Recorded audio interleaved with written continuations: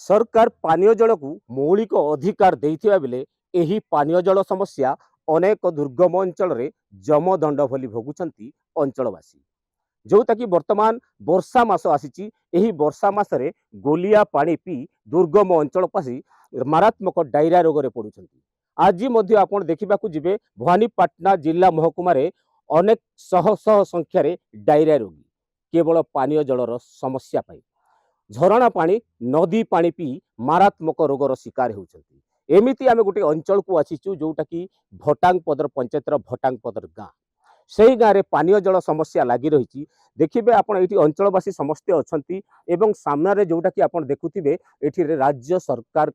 वसुधा योजना रे पानी टांकी निर्माण होती घर को घर पाइपलाइन जाइए जोटा कि आप देखुवे ये रास्ता जाइए हूँ भटांगपदर रास्ता कैमरा पर्सन कहि देखेबे यहाँ हूँ भटांगपदर रास्ता गाँ मुंडरे निर्माण होती वसुधा योजना रे पानी टांकी हेले पानी टांकी निर्माण होइकी मास मास बीती जाइए हेले वर्तमान पर्यंत कार्यक्षम हो अधा काम करी ठिकादार गायब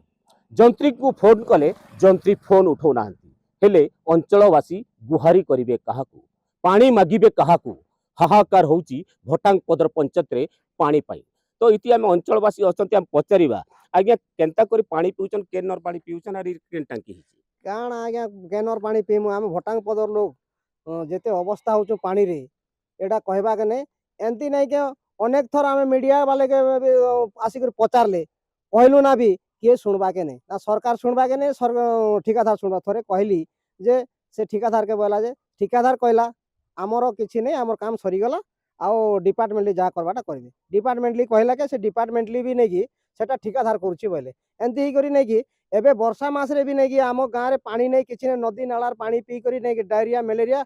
से ये काई रोग बोलसन जे एटा हमर ये डेंगू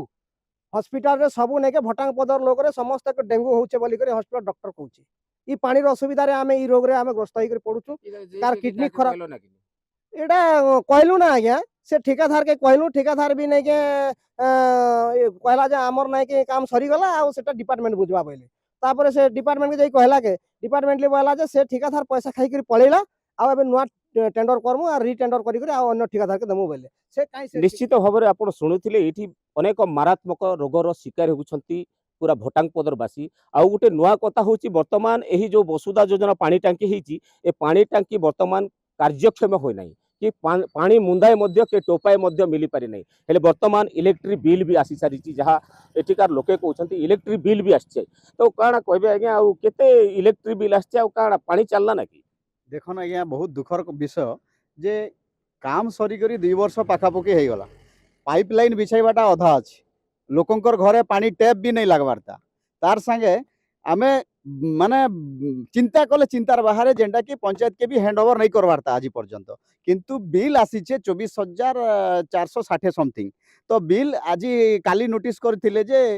बिल इमिडिएटली भरी दियो आ बिल देवाटा निहाती दरकार बोली पंचायत के तो हमके हैंड ओवर नहीं करवारता आमे पेमेंट देमु केनाडे तो सेतिर लागी सरपंच मैडम को जरिया रे गोटे माने एप्लिकेशन लेखा होइचे जे आपनकर से जेई को वीडियो सार को आउ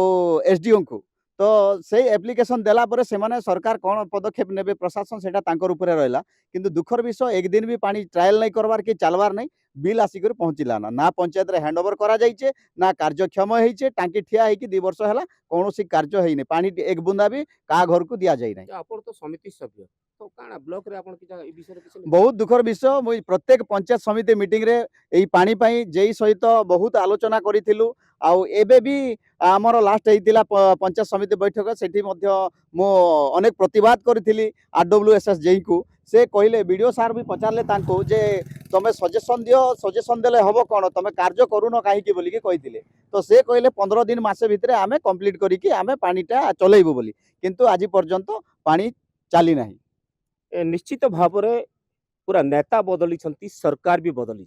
हेले गाँव चित्र वर्तमान मध्य बदली नहीं समस्या उपरे समस्या रोची शिक्षा स्वास्थ्य गमनागमन पानीय जल सबुति फेल मारी भटांगपदर पंचायत तो आगकू जिला प्रशासन कौन पदक्षेप नेउची ताहा देखिबाकू बाकी रहिला। कलाहांडी जिला भटांगपदर कैलाश साहू नक्षत्र।